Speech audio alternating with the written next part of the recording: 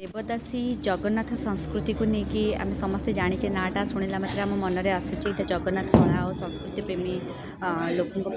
ये definitely periodic mythologically आउ modern touch जमती कि आम समस्ते जगन्नाथ संस्कृति विषय बहुत किसी जाचु और बहुत किसी जाणु यहाँ गोटे एत बड़ जिनस जहाँ विषय जिते खोजिले जिते तथ्य खोजापी चाहिए तार रहस्य बहुत भितर रही। तो देवदासी प्रथा बहुत पूर्वर थिला बट मु भावुची किसी एबेका जेनेरेशन लोक मैंने से विषय जानी ना। तो आम भाविलु कि दर्शक मान पाखक जिते गोटे